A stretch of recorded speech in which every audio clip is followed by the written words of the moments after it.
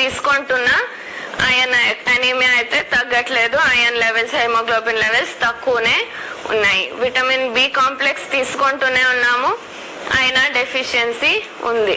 Vitamin B12 ఏమంటారు, only sources non veg అని చాలా మంది నమ్ముకొని వెజిటేరియన్స్ కూడా నాన్ వెజిటేరియన్స్ గా మారుతున్నారు. కానీ అంతమంది నాన్ వెజిటేరియన్స్ ఉన్నా వాళ్ళకి కూడా vitamin B12 deficiency.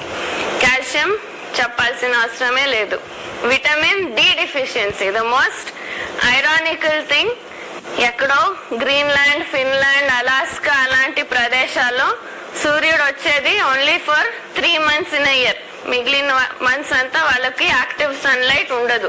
Most darkness for complete 6 months, ఇంకా 3 months మంచి సన్షైన్ ఉంటుంది. వాళ్ళు విటమిన్ డి డెఫిషియన్సీ అంటే ఓకే నమ్మచ్చు. కానీ ఇండియా లాంటి ట్రాపికల్ కంట్రీస్ ఎప్పుడు మాకు ఎండ ఉన్నే ఉంటుంది. దుబాయ్ లాంటి డెజర్ట్ కంట్రీస్ లో ఎక్కడ sun is too much, you cannot bear the heat of the sun, అలాంటి ప్రదేశాల్లో కూడా people are complaining of vitamin D deficiency. So ఇలాంటి lot of deficiencies which we're seeing, తింటున్న దాన్ని అబ్జర్వ్ చేసుకునే శక్తి లేకపోవడం వల్ల జరుగుతుంది. సో దీనికి ఏమి solution? First thing, for vitamin D simple solution, ఎండలో వెళ్ళాలి. అది కంప్లీట్ గా మర్చిపోయాము.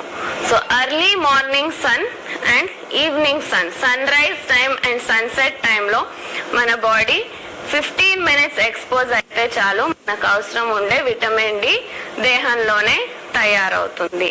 అది కాకుండా the orange colour sun, sunrise sunset టైంలో ఆరెంజ్ కలర్ సన్ ని చూసినప్పుడు మన మెదడులో some reactions take place and some chemicals are released inside the brain.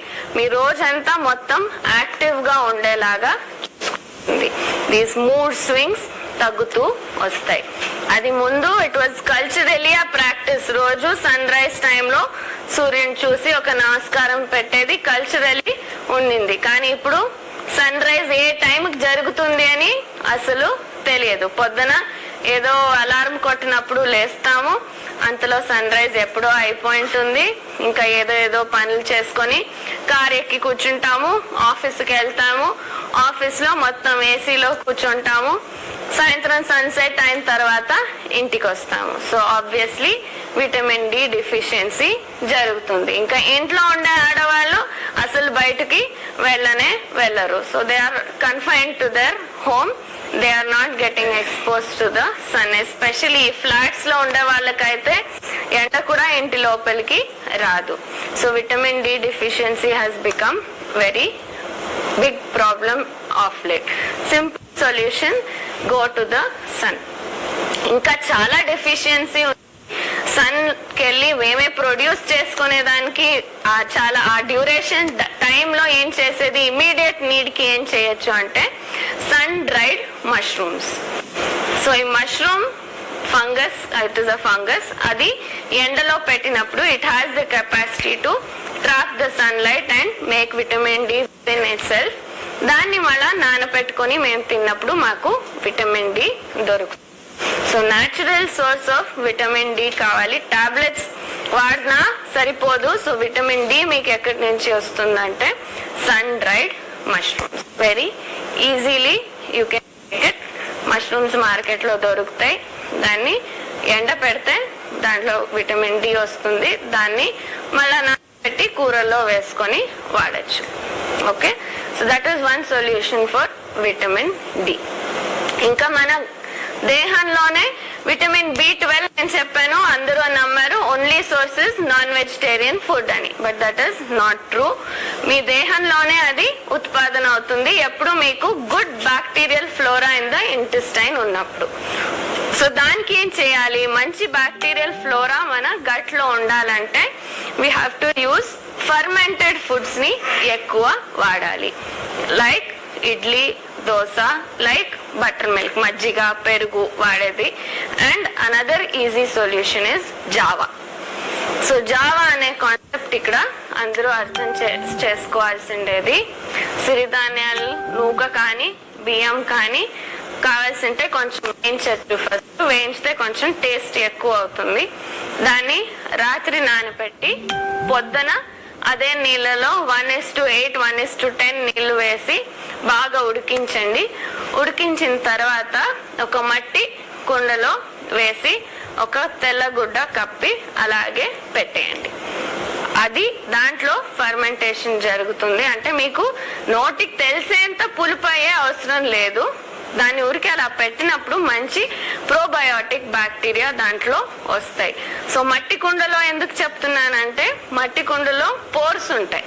So oxygenation బాగా జరుగుతుంది. ఆక్సిజన్ ఎక్కువ ఉంటే ఆ బ్యాక్టీరియల్ గ్రోత్ ఎన్హాన్స్ అవుతుంది. స్టీల్లో పెట్టినా జరుగుతుంది, కానీ ఎక్కువ బాగా తొందరగా కావాలంటే మట్టి కుండలో ఒక గుడ్డ కట్టి పెడితే బాగా ఆక్సిజన్ ఉంటుంది, బ్యాక్టీరియల్ గ్రోత్ బాగా జరుగుతుంది.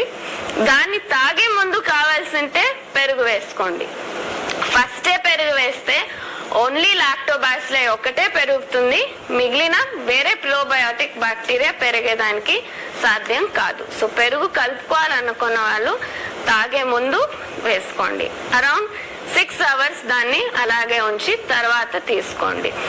తీవ్రమైన రోగం ఉండేవాళ్ళు, క్యాన్సర్ కానీ కిడ్నీ ఫెయిల్యూర్ కానీ ఇలాంటి డిసీజ్ చాలా స్ట్రాంగ్ గా ఉంది అన్న వాళ్ళు ఫస్ట్ ఒక 20 days ఉట్టి గంజిలోనే ఉండండి అని చెప్తాము. సో 3 పూట్లు కాకుంటే ఆకలి అయినప్పుడల్లా 4-5 పూట్లైనా గంజి రూపంలోనే తీసుకుంటూ ఉంటే రోగం తొందరగా కంట్రోల్లో వస్తుంది.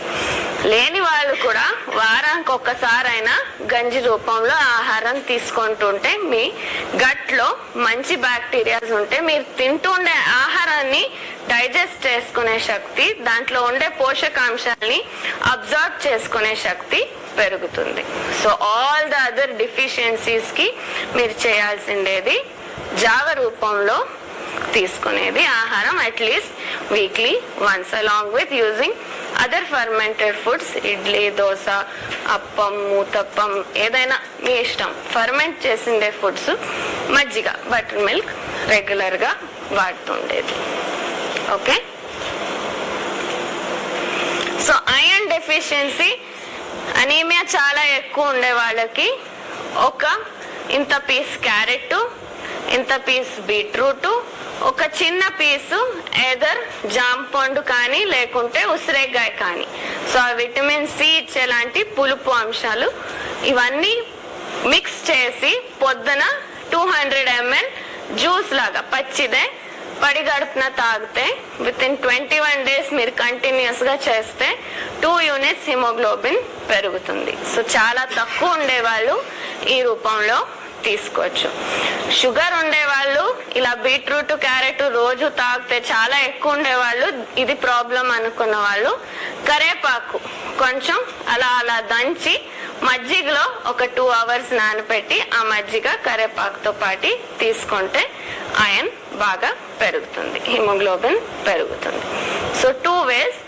యూజువలీ ఆ పులుపు అంశం ఉన్నప్పుడు ఐరన్ అబ్జార్ప్షన్ బాగా జరుగుతుంది. సో మజ్జిగది పులుపు కానీ, ఉసిరేగాయ కానీ, జామకాయది కానీ పులుపు ఉన్నప్పుడు హిమోగ్లోబిన్ ఐరన్ ఉండేది అది బాగా పీల్చుకునేదానికి అవుతుంది.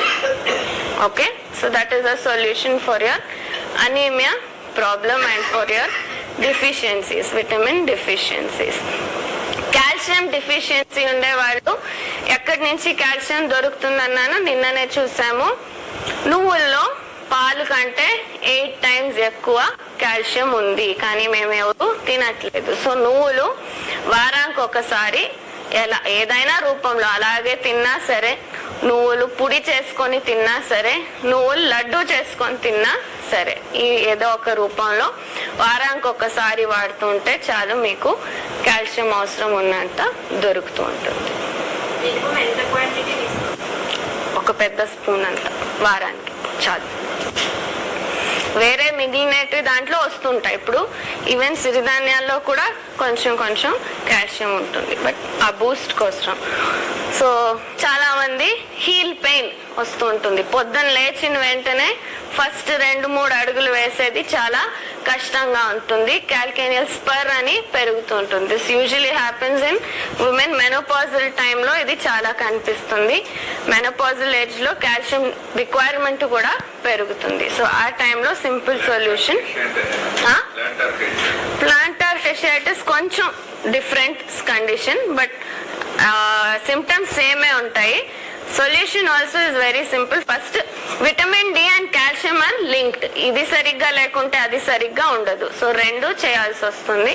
Exposure to the early morning or evening sun and using నువ్వులు once in a week at least. Okay, తగ్గుతుంది. సో మైగ్రేన్ కి కూడా చాలా మందికి నువ్వులు వాడినప్పుడు తగ్గిపోతుంది. ఎలా అంటే ఒక స్పూన్, ఒక చెంచా రోజు పొద్దున వేయించి టపటపా సౌండ్ వచ్చేంత వరకు వేయించి తిని దాన్ని బాగా నమిలి తినాలి. తర్వాత ఒక పెద్ద గ్లాస్ నీళ్ళు తాగితే పడి కడుపున ఒక 21 days కంటిన్యూస్ గా చేస్తే 99% మైగ్రేన్ అవాయిడ్ అవుతూ వస్తుంది. 6 months ఒకసారి ఇది రిపీట్ చేసుకుంటూ ఉంటే కంట్రోల్లో ఉంటుంది మైగ్రేన్ హెడేక్ ఉండేవాళ్ళు.